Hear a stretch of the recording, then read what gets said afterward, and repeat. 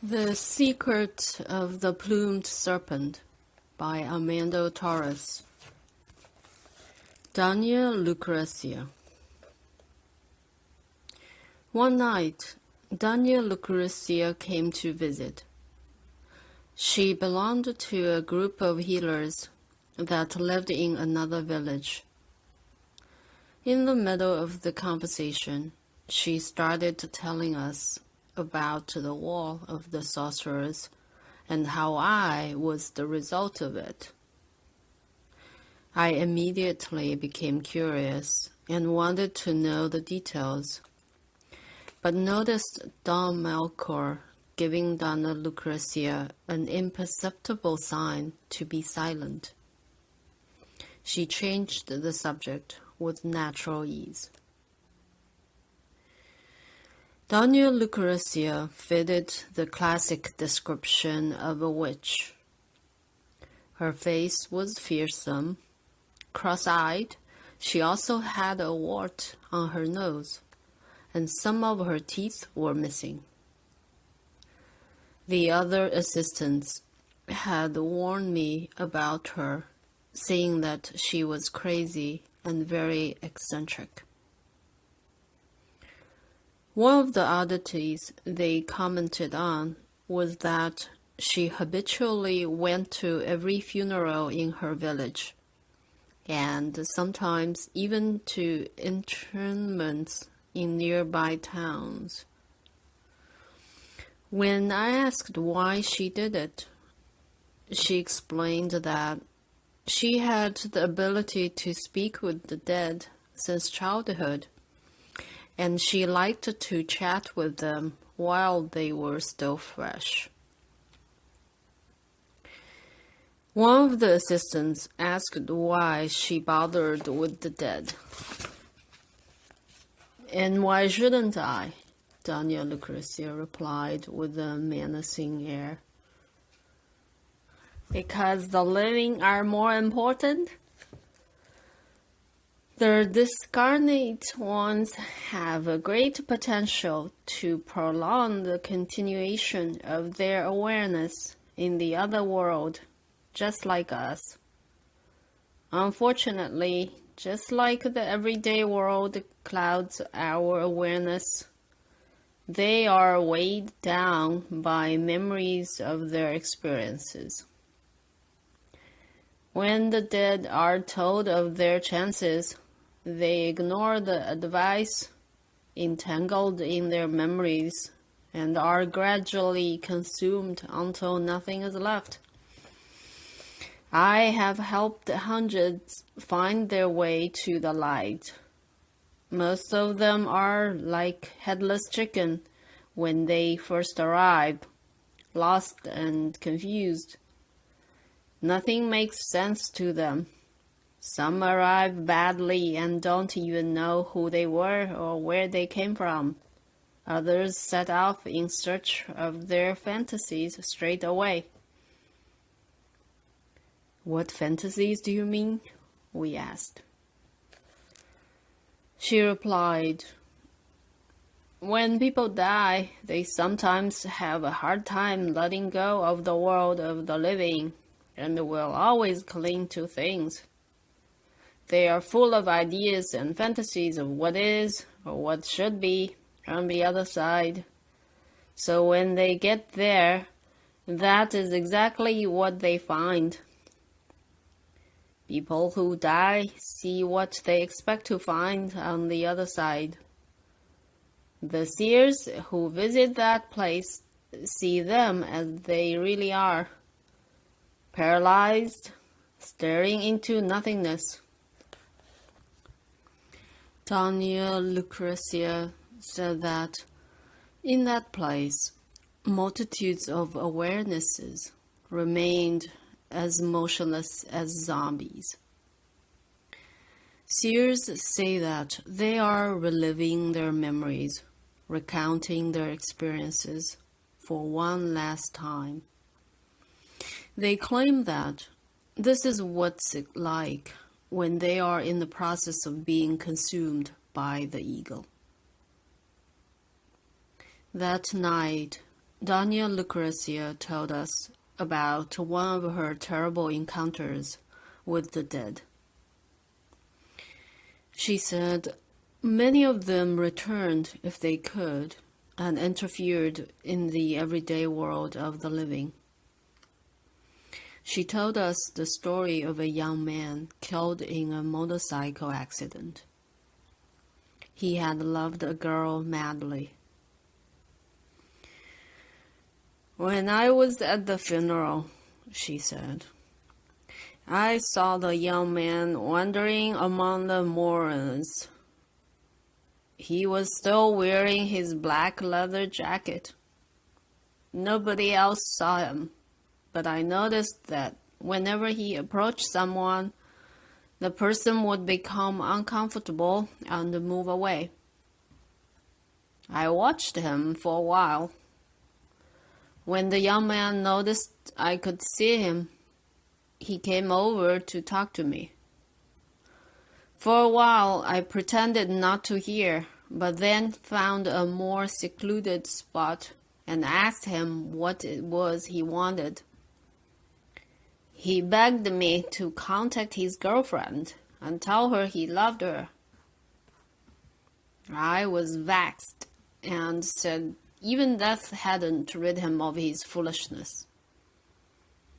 We talked for a long time and became friends.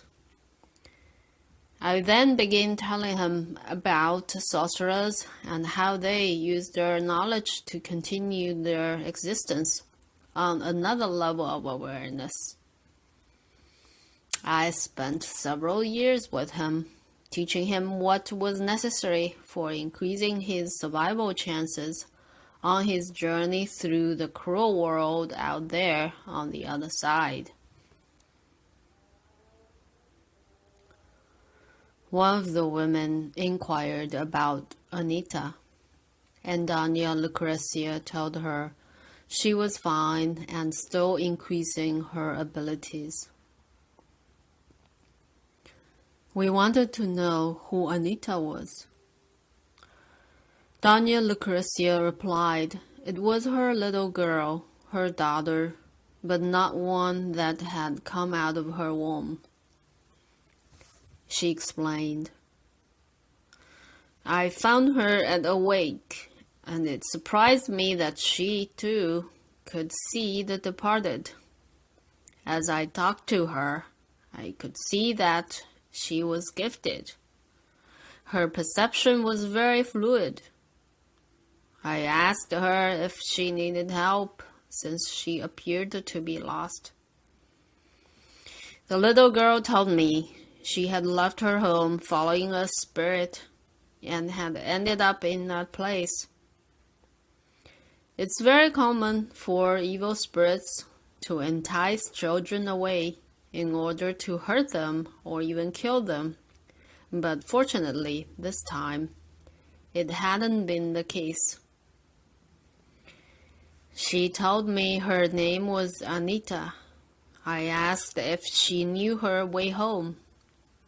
The little one lowered her head and shrugged her shoulders as if to say, who knows or who cares? I took her to my house that night, hoping to return her to her family the next day.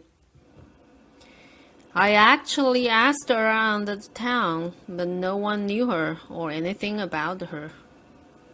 I even went to the police, but they knew even less than the others. She now lives with me. I am helping her develop her skills, and she's becoming a very powerful little sorceress.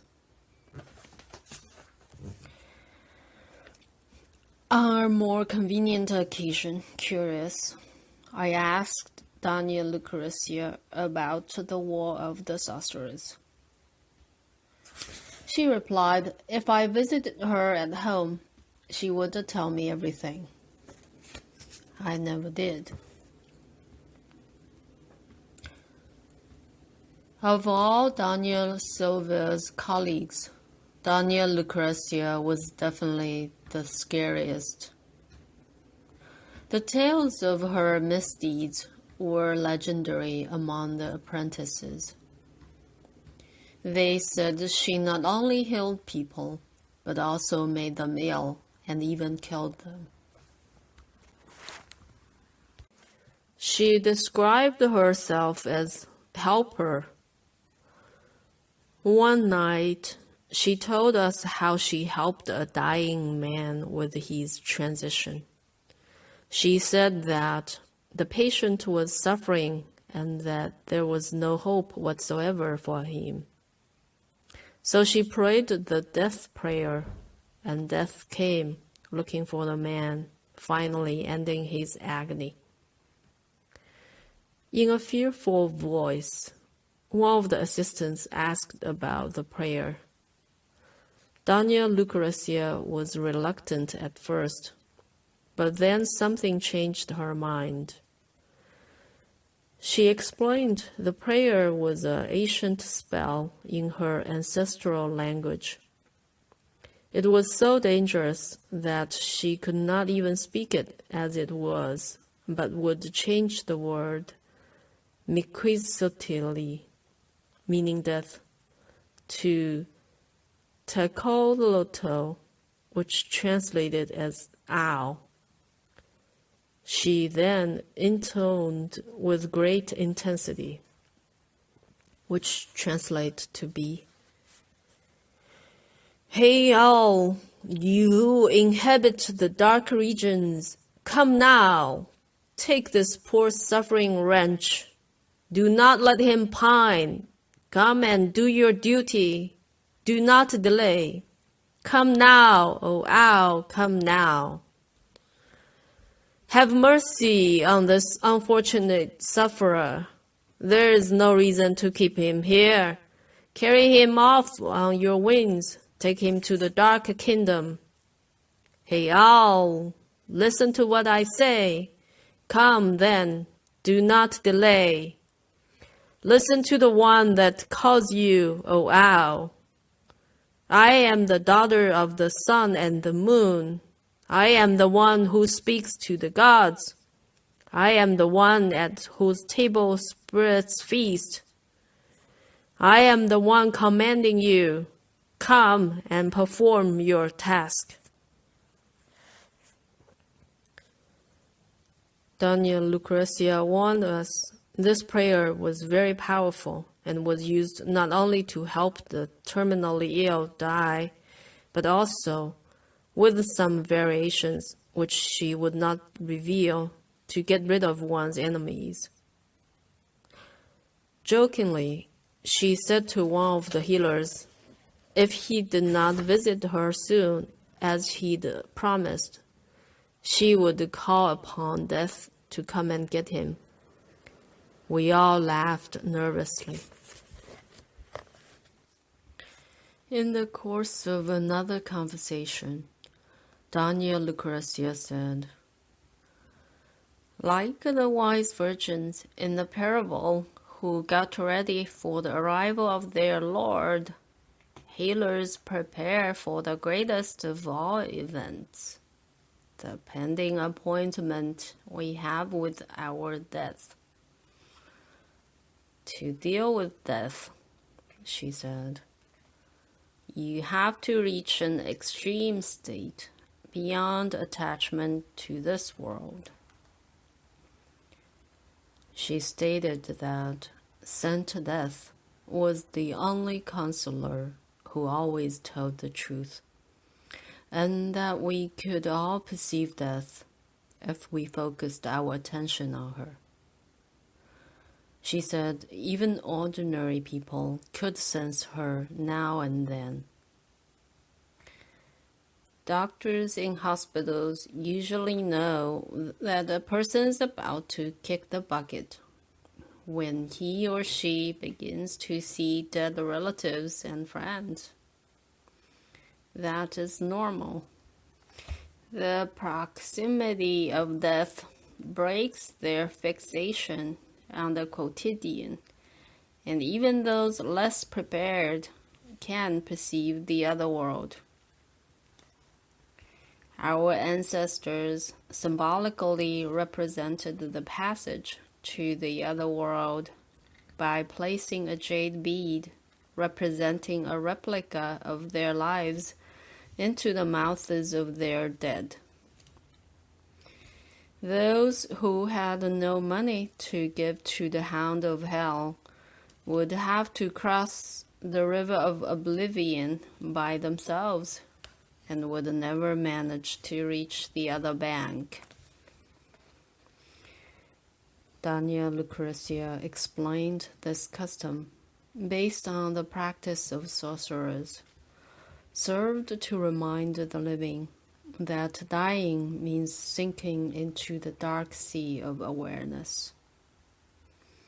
To escape this fate, one must pay one's debt to the spirit. Our life experience is what we owe, and the payment consists in unraveling every feeling, every emotion we've had in our lifetime. That can be achieved by means of impeccable and thorough recapitulation. She said, instead of collectively remembering the dead one day a year as ordinary people do, sorcerers evoke the day on which they are going to die. That day, which is as real as any other, is much more memorable than any other date one might celebrate. To flow with death means to become one with it, learn to accept it in such a way that it becomes a friend, so that when the moment comes for us to set off for the valley of shadows, there will be no fear in us, because we'll know how to cross the river of oblivion. That is the only way to conquer death. Smiling wickedly, Dona Lucrecia glared at us with the eyes of the devil and said in a terrible voice, "I've come to take you." We all laughed, the healers with total abandon and the rest of us with total apprehension.